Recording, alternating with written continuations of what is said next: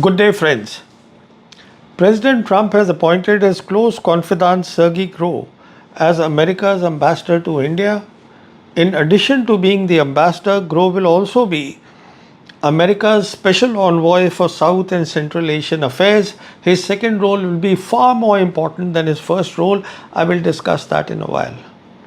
Also, please keep in mind that Groh was born in Tashkent and hence over the years, he would have kept in touch with the developments going on in the region of his birth. Now, most Indian analysts they are very upset by this appointment, and rightly so because what Trump has done is exceptional. No American ambassador has ever been given this sort of an extended role.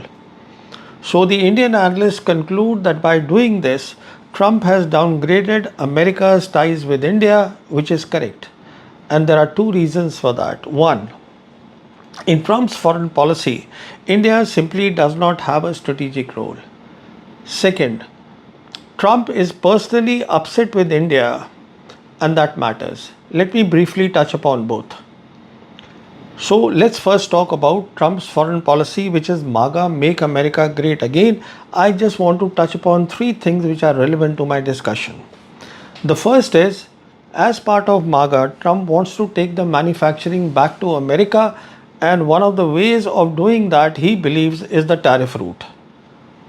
The second is, he wants to be seen as a peacetime president, a president who ends the war, and a president who does not start new wars, because this is something he has promised to his voter base. And he's already claimed that he has ended 7 wars in the world, including the most important war, which is the India-Pakistan war, which he says if he had not brought about the ceasefire, it would have become a nuclear war. Now, if this is what he wants to do, then surely there is one lesson or one observation that he would have made from the ongoing Ukraine war.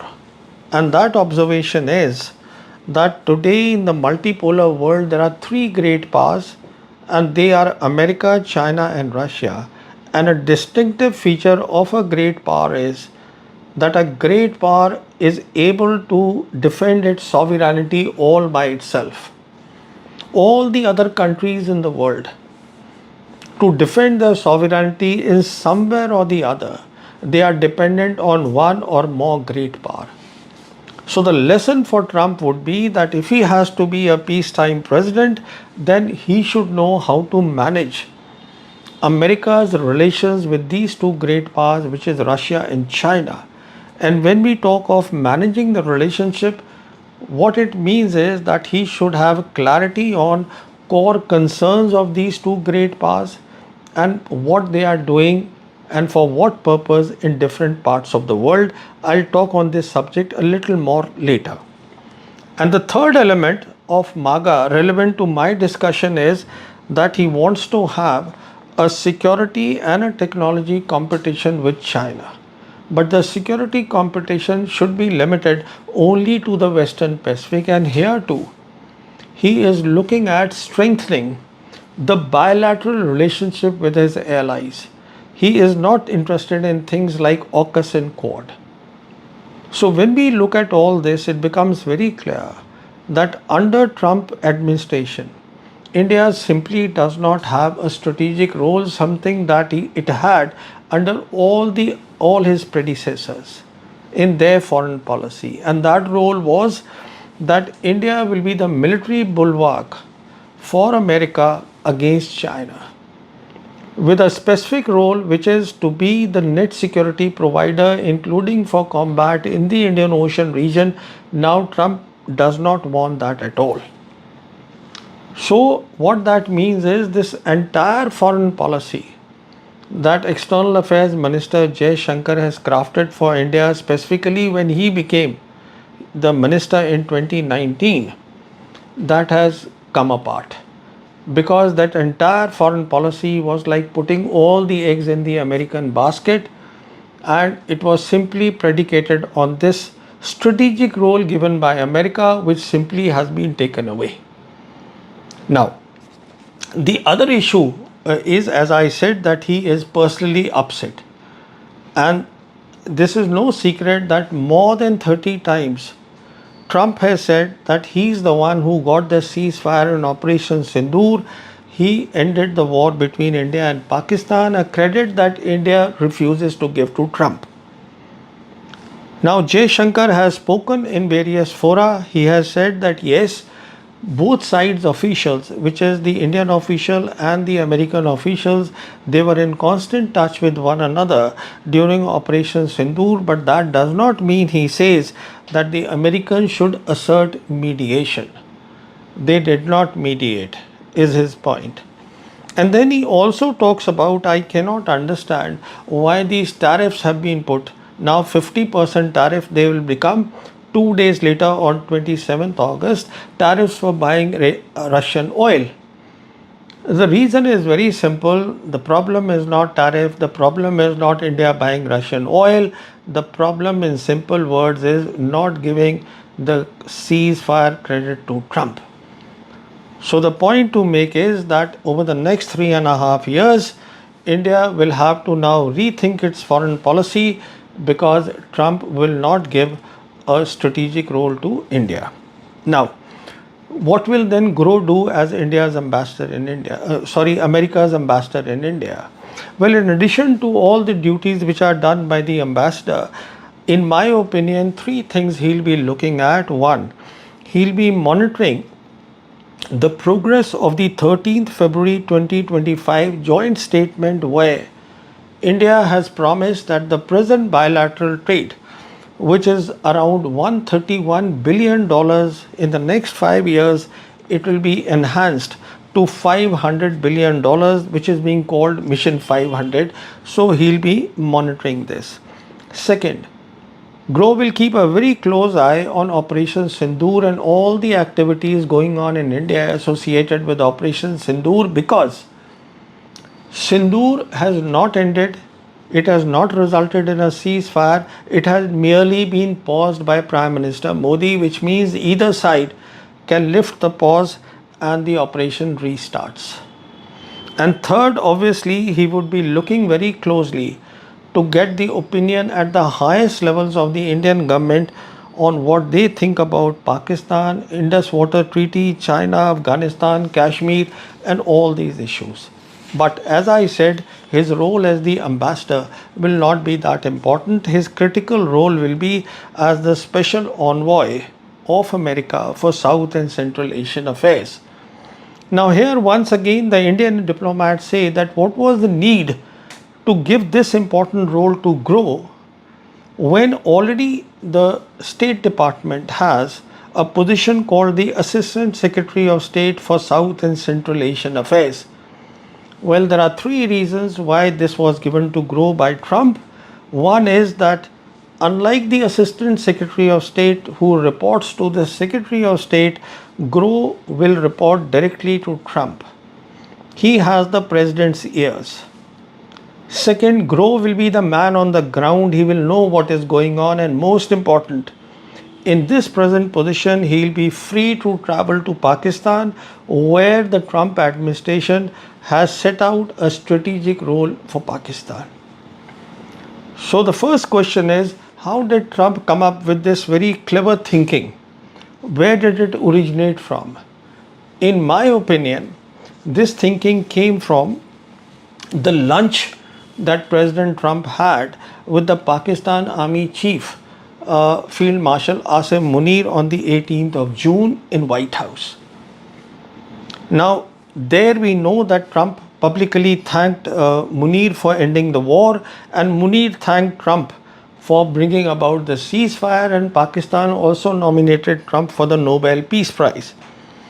And there Trump would have asked Munir about his assessment of the air war that happened on the night of 7th-8th May as part of Operation Sindoor, and Munir would have told him that the Pakistan Air Force brought down 6 aircraft of the Indian Air Force.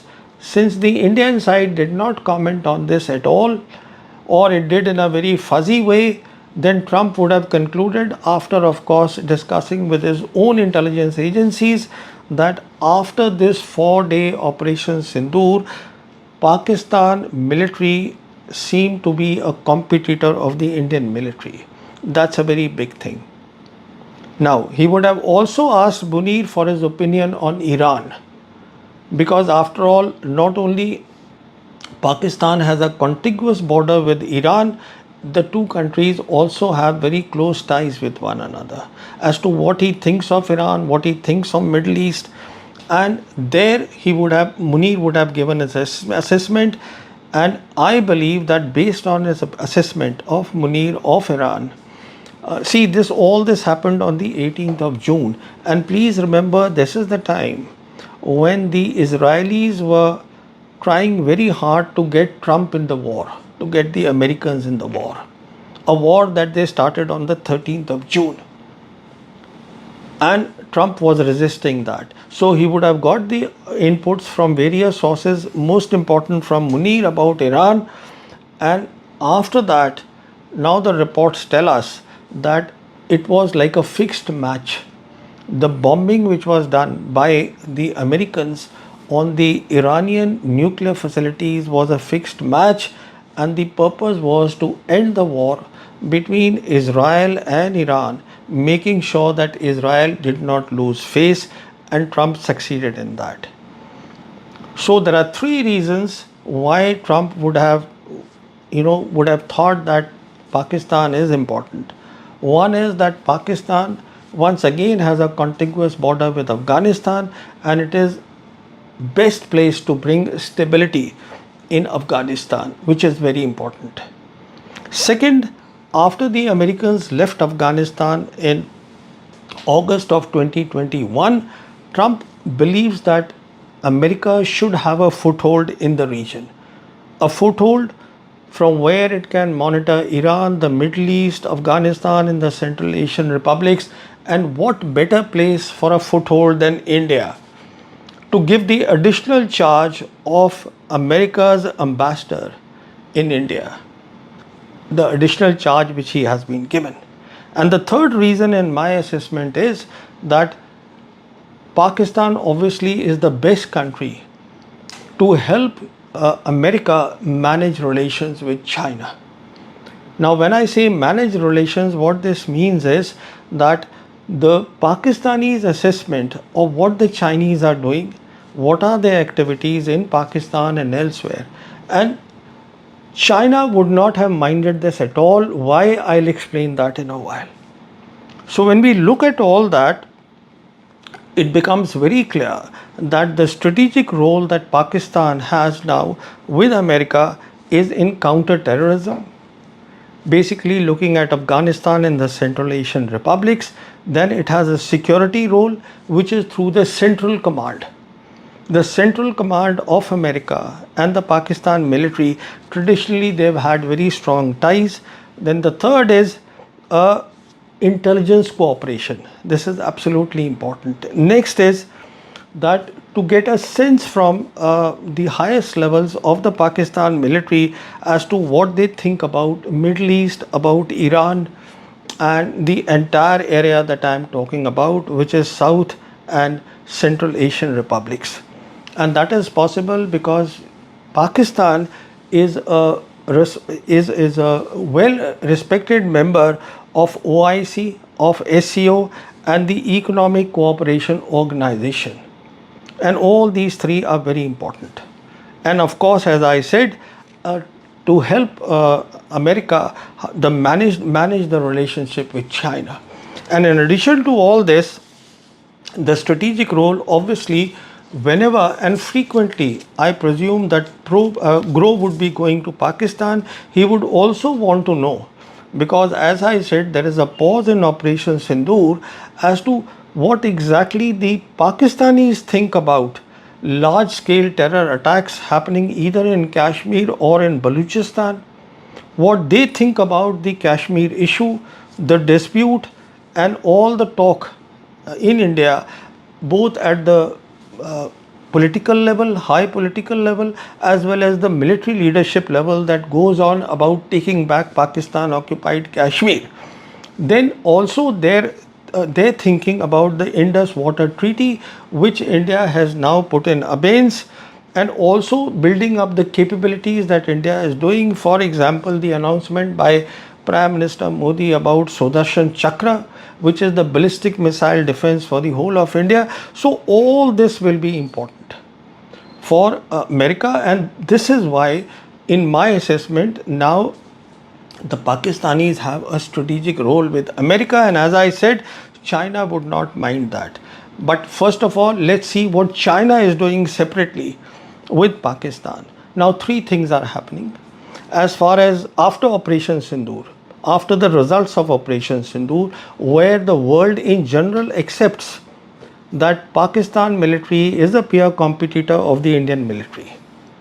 One is what is going on between Pakistan and China. In my assessment, the next level for China is to build Pakistan military to be the leading military power in the region. I've explained this separately in my video. Next, they would be looking at how to revive SAARC, which India left in 2014 and whose headquarters is in Nepal. So this is something that they would be looking at.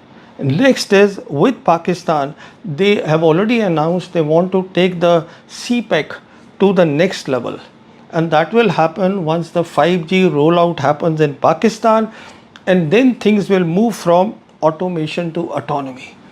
So a lot is going on between Pakistan and China, and the Pakistan military leadership would have no hesitation in discussing all this with the Americans. Now the next is the trilateral